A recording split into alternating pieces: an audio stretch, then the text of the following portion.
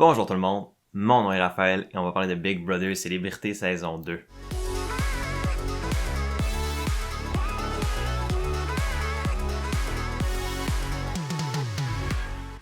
Aujourd'hui, on dissèque l'épisode 22 de Big Brother Célébrité saison 2 où on a vu le résultat de la compétition qui allait nommer le premier ou la première patron invisible de Big Brother Célébrité.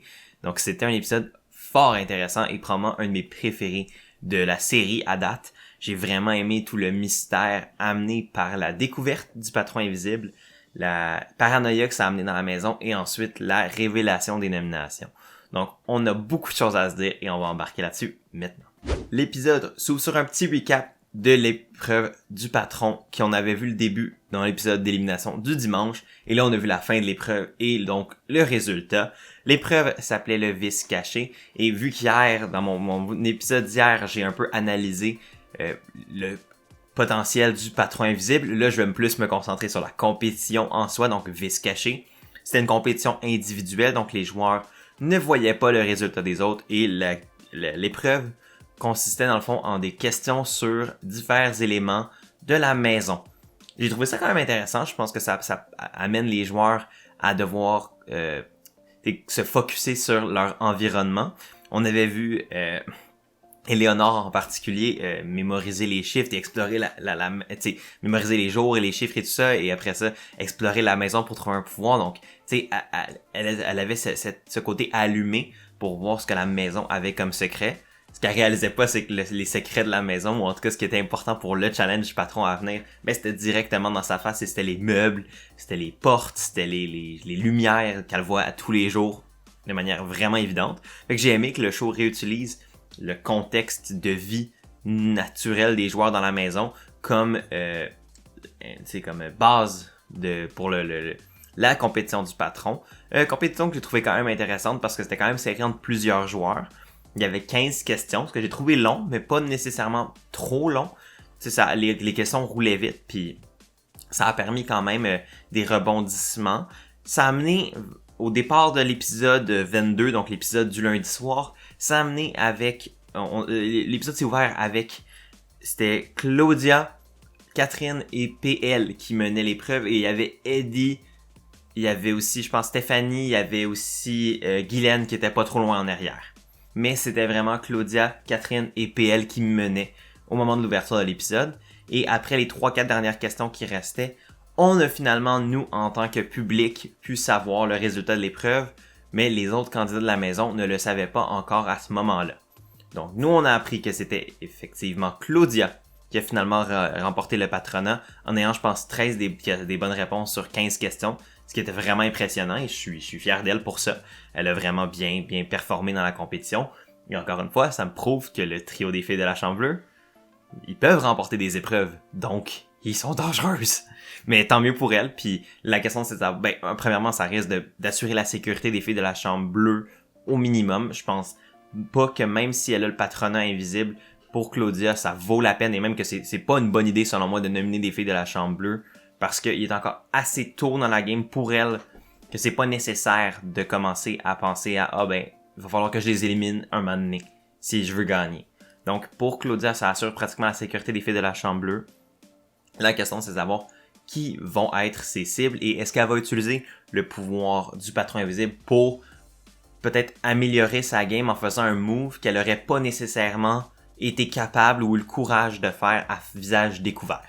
Suite à la fin de l'épreuve, là, les joueurs sont rentrés dans la maison et personne savait le résultat de l'épreuve. Donc même Claudia n'était pas encore au courant que c'était elle la patronne.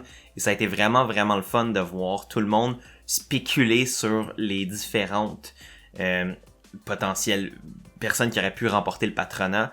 Le nom de Guylaine est retourné et était ressorti énormément. Probablement parce que les gens pensent qu'elle a une bonne mémoire puis qu'elle pourrait être bonne dans cette épreuve-là. Et elle a été bonne, mais elle l'a pas remporté. On a vu aussi beaucoup le nom de PL tourner, ce que j'ai trouvé intéressant. Mais puis PL, lui aussi, était dans la course. Mais de voir vraiment tout le monde se faire des scénarios sur qui aurait pu gagner et de la grosse paranoïa qui va ramener les gens à peut-être même surjouer et à faire des moves qu'ils n'auraient pas eu nécessairement besoin de faire ou avoir des conversations qu'ils n'auraient pas nécessairement eu besoin d'avoir si c'était pas de cette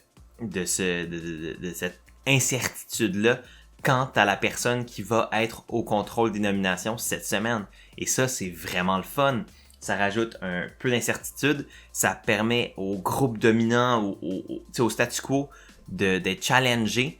Puis même pas d'être challengé naturellement par un revirement de situation dans la stratégie. Mais en fait, juste parce que le jeu vient piéger les joueurs dans un espèce d'une twist qu'ils savaient pas, et là, cette incertitude-là va les amener à devoir jouer de manière plus importante, plus intense et plus divertissante au final. Quand je mentionne que certains joueurs ont été amenés à faire des gestes qu'ils n'auraient pas nécessairement fait ou avoir des discussions qu'ils n'auraient pas nécessairement eues si c'était pas du patronat invisible, ben je fais principalement mention à Martin, qui a pratiquement promis à toute la maison qu'il allait pas les nominer s'il était patron, même pas comme pion. Je pense qu'on l'a vu le promettre à, honnêtement, 8 à 10 des personnes dans la maison. Et je signale qu'ils sont 12, incluant Martin. Je pense que les seules personnes à qui on l'a pas vu pour faire de promesses, c'est, honnêtement, je pense, Éléonore puis Catherine. Je pense sincèrement, j'ai pas revérifié, je pense sincèrement que c'est les deux seules personnes à qui on l'a pas vu dire, genre, t'es pas sur le bloc si je suis patron. En faisant ça, c'est que si les gens comparent leurs cartes, admettons qu'ils étaient réellement patron, les gens comparent leurs cartes, ben ils vont se rendre compte que la seule personne à qui Martin n'a pas rien promis, c'est à Éléonore puis à Catherine. Fait qu'admettons qu'elle se retrouvait sur le bloc, ben ça serait évident que ça serait Martin le patron invisible. Fait que je sais pas trop pourquoi il a fait ça, surtout en plus qu'il pensait vraiment avoir poché l'épreuve. Mais bref, Martin fait des promesses à tout le monde. C'est pas le meilleur move, parce que là, il a l'air beaucoup trop nerveux, il a l'air d'être beaucoup trop hors de contrôle. Pour Martin, ça semble pas être typiquement lui. En fait, on l'a vu quand même être assez cool, quand même bon socialement, assez politicien. Et là, on l'a vraiment vu sombrer dans la grosse paranoïa, puis essayer de se protéger de tous les angles possibles. Quand honnêtement, je pense pas qu'il était si en danger que ça nécessairement par un patronat invisible, et même par une victoire de Claudia que nous on a vu. Donc, bref, pendant toutes ces conversations-là, ben il y a Eddie qui s'est rendu compte de cette nervosité-là, puis qui a essayé d'aviser Martin de comme, wow, calme-toi, buddy, ça va être correct, ça paraît que t'es nerveux, puis ça va pas être bon pour ta game, parce que les gens vont penser que c'est toi le patron invisible, ou vont penser que t'as quelque chose à cacher. Relax. Très bon conseil d'Eddie. Puis je pense que c'est le genre de semaine où la personnalité calme et posée et réfléchie d'Eddie pourrait vraiment l'aider à comme ne pas paranoïer et avoir une semaine beaucoup plus facile que d'autres, surtout qui semble pas être dans la mire pour l'instant de personne. La situation avec Martin a aussi mené à une scène un peu cocasse et pas très bonne stratégiquement selon moi. C'est celle où, après ça, dans les nombreuses tentatives de convaincre tout le monde, Martin est allé voir Stéphanie pour lui dire la même chose. Pas de problème avec ça, ben, les problèmes que j'ai déjà mentionnés. Mais, en faisant ça, Stéphanie lui dit Michel, t'as-tu tout dit avant de partir? Il est comme, ben, pas toutes, mais pas mal. Puis là, Stéphanie a dit, ouais, moi, elle m'a tout dit, je sais toutes tes alliances. Je sais pas si j'aime ça de la part de Steph. Honnêtement, c'est... ce qui me gosse avec ça de la part de Steph, c'est que je pense pas que la répercussion de ça va s'être tournée contre elle, mais tu révèles pas que tu sais tout sur lui. C'est pas une bonne chose, parce que là, il y a une raison éventuelle de vouloir t'attaquer parce que tu sais c'est quoi son plan de match. Là, c'est pas dans l'intérêt de Martin d'attaquer Steph et vice-versa. Donc, il n'y a pas de problème à court terme. Mais ce genre de situation, ce genre de... Tu sais, laisser couler ces informations-là, je pense pas que c'est une bonne chose pour Steph. Et ça pourrait la mettre dans des situations fâcheuses dans la suite où elle va révéler qu'elle en sait trop, ou elle va comme challenger les gens quand elle a pas besoin de le faire. Puis au final, ça va mettre une grosse cible sur son dos avec des gens qui, normalement, n'auraient même pas de raison de la cibler. Donc, ça, j'ai moins trippé. Mais j'ai quand même trouvé ça drôle, la réaction de Martin de faire comme « Wow, ok, merci Michel ». Donc l'impact de Michel dans la game, ça ressent encore même après son départ, puis ça c'est cool. Finalement, après beaucoup de spéculations, les candidats apprennent s'ils sont le patron invisible ou non. Donc c'est le moment où Claudia apprend qu'elle devient la patronne invisible, et là, le stress embarque pour elle. C'est vraiment pas une position facile dans laquelle Claudia a été mise, et je pense que c'est la semaine idéale pour voir quel type de joueur est Claudia. Pour l'information, c'est la winner pick de ma blonde. quand on a écouté les premiers épisodes ensemble, on s'était dit, moi j'avais choisi Steph, elle avait choisi Claudia, puis on n'avait pas vraiment pu évaluer est-ce que Claudia était une bonne joueuse. Donc, tu sais, j'ai jamais eu la chance de vraiment comme challenger est-ce que le winner pick de ma blonde était le bon choix, est-ce que je pense qu'elle avait raison ou non. Honnêtement, Adam, j'étais comme, elle est bien positionnée, mais je sais pas si elle est bien positionnée pour gagner. Là, je pense que c'est le genre de semaine où on va savoir si Claudia est vraiment une joueuse qui a le calibre de gagner Big Brother. Parce que là, elle est mise dans une position extrêmement difficile, mais qui, si utilisée à bon escient, pourrait être extrêmement bon pour sa game. Donc, j'ai hâte de voir ce que Claudia va faire avec ce pouvoir-là. J'ai hâte de voir gérer tout ça. Puis c'est pas facile. Honnêtement, c'est vraiment pas facile et je lui lève mon chapeau d'essayer de relever ce défi-là parce que c'est honnêtement une des positions probablement les plus difficiles que tu peux avoir à Big Brother. Mais si tu t'en sors, tu peux être vraiment bien positionné pour la suite des choses. Donc, j'ai hâte de la voir se débrouiller puis je pense que c'est vraiment cette semaine qu'on va savoir qui est Claudia à Big Brother. Suite à sa révélation comme la patronne invisible, ben évidemment pour elle, il faut qu'elle continue de jouer comme si de rien n'était. Parce que c'est ça le principe, tu veux pas être puni parce que t'as révélé être le patron. Fait que là, Claudia continue d'envoyer des suspicions sur le dos de Steph, sur le dos de PL, sur le dos de Guylaine, sur le dos de Catherine même, n'importe qui est pas elle, pour justement éviter les regards. Elle se sent observée de partout, elle a l'impression que tout le monde pense que c'est elle, mais à date, étonnamment, le nom de Claudia est probablement celui qui revient le moins, ou presque, après celui d'Eddie, je pense. Donc à date, à court terme, Claudia semble vraiment bien gérer ses cartes. Et Léonard pense même pas que ça peut être Claudia. Puis ça, c'est son allié la plus proche ou presque. Donc, je pense que pour de vrai, Claudia a la chance d'être quand même bien camouflée à date, justement parce que ça n'a pas été une joueuse trop visible à date. Qui a pas trop montré qu'elle était capable de gagner des épreuves ou quoi. Donc, les gens ont pas trop de suspicions envers elle, puis sont beaucoup plus suspicieux, mettons, de Kat dans son trio. Puis pour elle, c'est une bonne chose, parce que si c'est Kat, si la cible est sur 4, ben au final, oui, c'est chiant pour son allié, mais pour elle, c'est une bonne chose. J'ai aussi aimé qu'elle utilise l'ombre qui passe dans l'écran pour comme donner l'illusion du patron invisible. Puis elle dit, il me semble que ça ressemble à Hugo. Puis qu'elle pitch ça dans l'univers en espérant que les gens y croient. Puis on a quand même vu ce sentiment-là de, ben c'est peut-être Hugo parce que c'est lui qu'on voit dans l'écran. Évidemment, c'est pas le cas, mais j'aime que tous les moyens sont bons pour essayer de s'enlever la cible du dos. Puis j'ai trouvé ça comique. Puis honnêtement, j'aime tellement ce principe-là que les gens ne savent pas c'est qui le patron parce que des gens qui sont normalement subiveux de pouvoir ne peuvent pas le faire. Le patron peut pas justifier ses nominations, peut pas influencer la direction de la maison directement. Fait que si, admettons, Claudia veut influencer la direction de la semaine dans ses nominations, dans son choix d'utilisation du veto, il faut qu'elle le fasse extrêmement subtilement, parce qu'elle peut pas le faire avec le pouvoir qui vient avec d'être patron, parce que personne sait qu'elle est patron et personne doit savoir qu'elle est patronne. Donc ça va être vraiment intéressant de voir comment elle va naviguer ça. On a vu comme une rencontre au sommet entre plusieurs filles dans la chambre bleue. Je pense qu'il y avait justement Claudia elle-même, il y avait Kat, il y avait Trana, puis il y avait Steph. Peut-être Eleanor, mais je pense qu'elle était pas là dans cette conversation-là. Puis dans cette conversation-là, les filles se sont lancées des accusations mutuelles de tous les bords, de tous les côtés.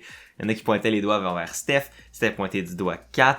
Mais bref, au final, après cette conversation-là, les 4 filles semblaient dire qu'il y avait aucune d'entre elles qui était patronne en fait. Et ça, c'est bon pour Claudia parce qu'elle était dans cette conversation-là. Mais ils discutaient un peu de c'est quoi les plans de la semaine. On voit que, selon Steph, et je suis d'accord avec elle à ce niveau-là, c'est la semaine idéale pour mettre Marc-Antoine et Hugo sur le bloc, parce que les gens ont tellement peur des répercussions de mettre Marc-Antoine et Hugo sur le bloc et qu'ils s'en sauvent, et donc qu'ils deviennent patrons la semaine prochaine et qu'ils te nominent en retour, que là, en ayant aucune possibilité d'être démasqué si tu joues bien, mais ça peut être l'opportunité de mettre un Marc-Antoine, un Hugo sur le bloc et que ils savent pas qui pointer du doigt pour accuser et prendre revanche s'ils réussissent à survivre à la semaine. Donc, c'est un très bon point de la part de Steph, puis elle mentionne ça justement dans la pièce quand il y a Claudia, même si elle sait pas que c'est la patronne, mais veut pas, cette idée-là va travailler dans la tête de Claudia, qui va considérer potentiellement mettre Marc-Antoine ou Hugo, parce que c'est vrai que, oui, ils sont alliés à court terme. Et oui, pour Claudia, c'est pas une c'est pas une si bonne chose que Marc-Antoine parte à court terme. Par contre, à long terme, Si Marc-Antoine n'est plus dans la maison, ça augmente quand même drastiquement les chances de son alliance, surtout les 3 filles et d'autres filles dans la maison, de pouvoir prendre le pouvoir et de garder le contrôle dans la maison, ce que elles peuvent pas nécessairement faire parce que Marc-Antoine pourrait décider d'attaquer les filles de la Chambre Bleue pour protéger une Guylaine, par exemple, parce qu'ils ont quand même des affinités avec Guylaine. Donc, il y a quand même des univers où je peux considérer que c'est vraiment une bonne idée pour Claudia d'éliminer un Marc-Antoine ou un Hugo parce que ça va leur consolider le pouvoir dans leur trio plus que juste dans leur quintuplet de joueurs comme les Gryffondor, je pense qu'ils s'appellent. Donc, tu sais, il y a des justifications de pourquoi ça pourrait être une bonne idée de les mettre, mais en même temps, il va falloir qu'elle camoufle le tout parce que c'est quand même très risqué comme move. Dans un confessionnal, Claudia nous révèle que sa cible serait quand même vraiment Guylaine. Ça serait la semaine qu'elle voudrait utiliser pour pouvoir sortir Guylaine. Le problème avec ça, c'est que mettre Guylaine sur le bloc en tant que patronne invisible révèle clairement le jeu des 3 filles de la Chambre Bleue et révélerait clairement que le ou la patronne invisible est dans la Chambre Bleue et probablement soit Catherine, soit Éléonore ou soit Claudia. Donc, veut pas, cette crainte-là que ça soit tellement évident que si Guylaine se retrouve sur le bloc, c'est les filles qui sont patronnes, va peut-être amener Claudia à ne pas faire cette décision-là. L'autre pion ou l'autre joueur qui voulait mettre sur le bloc serait Eddie, parce que c'est une nomination facile, parce que Eddie est pas trop dans le jeu d'alliance et est pas dans aucune alliance avec Claudia et les filles de la Chambre Bleue. Donc, ça semble être les 2 nominations qu'elle aurait fait normalement si elle était pas patronne invisible. Mais là, à cause du patron invisible, à cause qu'il faut pas qu'elle révèle qui elle est comme patronne, ben ça va peut-être l'amener à changer son plan de match. Et dans une des cérémonies des nominations les plus surprenantes et des plus choquantes depuis le début de Big Brother au Québec, on arrive, je dois donner un énorme crédit à la production pour tous les effets de comme mystère, fantomatique, la fumée, les clés qui bougent tout seuls, les ombres du patron invisible. Ils ont vraiment mis le paquet dans le thème de mystère, puis d'incertitude, puis d'anxiété, puis de paranoïa avec tout ça. J'ai vraiment trouvé ça cool de la part de la prod. Puis dans la cérémonie des nominations, quand on a vu le bloc de nominations avec les 2 clés dedans, puis que les clés se tournent tout seuls, puis que les visages apparaissent. Encore une fois, c'est juste un petit détail qui fait comme oh mon dieu, ok, c'est intense là, c'est le côté mystérieux, le côté surprenant est vraiment là, puis ça rajoute à la paranoïa, ça rajoute à la peur. Puis dans cette cérémonie-là, on a vu Martin et Marc-Antoine être nominés cette semaine. Onde de choc dans la maison. Oh my god, what the Claudia, honnêtement, m'a semblé très bien jouer la surprise. Je l'ai trouvé vraiment naturel dans sa réaction. On l'a quand même vu souvent réagir de même dans les nominations surprenantes. Donc, j'ai pas trouvé que ça faisait trop fake comme réaction, trop faux. Et j'ai tellement aimé juste l'onde de choc et de malaise après la nomination des 2 gars. Je dois admettre que ces 2 nominations qui sont pas tant surprenantes, mais qui sont honnêtement, je pense, judicieuses pour Claudia. La raison, c'est que premièrement, ça camoufle vraiment sa position. Tu sais, je pense que honnêtement, pour beaucoup de gens, ces 2 nominations qui semblent pas très logiques, ou en tout cas qui semblent pas mettre une cible évidente sur les filles de la Chambre Bleue nécessairement, mais on y reviendra. Puis j'ai vraiment aimé le guts que ça y a pris de faire ce move-là. Puis honnêtement, que ce soit Marc-Antoine qui parte, que ce soit Martin qui parte, ou que ce soit une 3e personne, fort probablement Guylaine qui parte, admettons, ou qui soit sur le bloc, c'est tous des scénarios que je peux envisager comme pouvant devenir bons pour Claudia à court terme ou à long terme. Si Marc-Antoine part, j'en ai déjà parlé, fait que je vais pas revenir là-dessus. Si c'est Martin qui part, ben Martin, oui, est un allié périphérique des filles de la Chambre Bleue, mais pourrait être aussi celui qui va leader une contre-attaque plus tard, parce qu'il y a quand même beaucoup de charisme et comme une figure assez importante qui semble être aussi affilié avec l'opposition. Il était proche de Michel, il est proche de Eddie, il est proche de Steph, il est proche de Guylaine. Fait que ça pourrait être une figure imposante de l'opposition. Et Guylaine, si admettons qu'un des 2 gars remporte le veto, c'est Guylaine qui va fort probablement aller sur le bloc, même si ça révèle l'identité de Claudia. je pense qu'à ce stade-ci, ce serait pas inimaginable de voir Guylaine sur le bloc. Ben là, la question, ce serait, est-ce que Guylaine va partir? Et si oui, ben ça non plus, c'est pas une mauvaise chose pour les filles de la Chambre bleue, parce que c'était la joueuse qui les cible le plus directement, ou presque.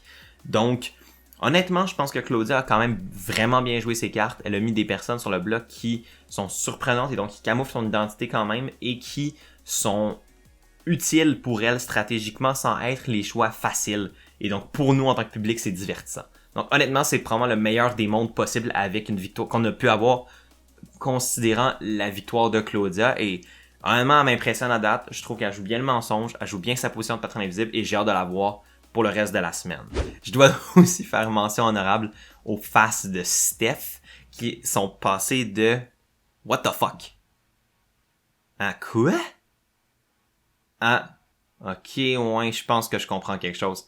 Puis ça m'amène à mon prochain point qui est que, puis c'est la dernière chose qu'on a pas mal vu de l'épisode, c'est que Stéphanie croit que c'est une fille de la Chambre bleue, la patronne, à cause des nominations. Elle a comme, je sais pas comment, probablement qu'elle a vu, tu sais, elle est au courant des informations que Michel lui a léguées. Je pense qu'elle a la capacité analytique de faire le portrait de la maison et elle a sensé que ça semblait potentiellement être une nomination faite par une des filles de la Chambre bleue pour justement camoufler le fait que Guylaine serait la cible facile et ça fitterait dans leur plan potentiel. J'ai trouvé ça vraiment smart de la part de Stéphanie. Puis c'est ce qui me fait un petit peu chier aussi, c'est que Stéphanie a une capacité analytique, je crois, très forte. Elle va être capable d'avoir une très bonne lecture de la maison. Par contre, elle a pas nécessairement toutes les capacités sociales nécessaires pour être une très bonne joueuse de Big Brother. Elle a probablement toutes les capacités sociales pour être une très bonne être humain dans la vie de tous les jours. Mais pour être un très bon joueur de Big Brother ou une très bonne joueuse de Big Brother, ça prend des habiletés sociales hors pair. Je sais pas si Steph a ces habiletés-là à 100%. Par contre, elle a la capacité analytique de la rendre une très bonne joueuse et c'est comme deux potentiels, comme un très bon et un qui comme ça tire mutuellement vers le haut et vers le bas. Puis c'est comme pourquoi tu pouvais pas avoir les deux? Mais j'adore sa lecture du jeu. Par contre, là, il faut absolument qu'elle fasse attention à qui elle révèle cette information-là et et vers qui elle va envoyer ces suspicions-là. Parce que si elle rend cette information-là trop évidente qu'elle sait que c'est probablement les filles de la Chambre bleue qui sont patronnes, ben une des filles de la Chambre bleue qui est patronne, mais ça pourrait très bien lui rajouter une grosse cible sur le dos et faire en sorte que si jamais un des gars remporte le veto, ben que ça soit elle sur le bloc à la place, parce que ça camoufle encore plus la position de Claudia et ça pourrait enlever une joueuse potentiellement dangereuse plus tard aussi. Fait que moi je pense que être Steph, c'est une très bonne chose qu'elle le sache, mais fais attention à qui tu le dis ma fille, parce que ça pourrait être très grave si ça se sait. Et donc, c'est comme ça que se termine l'épisode d'aujourd'hui.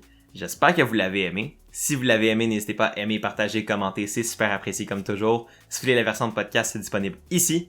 Si vous voulez mon TikTok, mon Instagram, c'est disponible ici aussi. Moi, je vous dis à demain pour un prochain vidéo. Passez une très belle fin de journée. Prenez soin de vous. Et à la prochaine.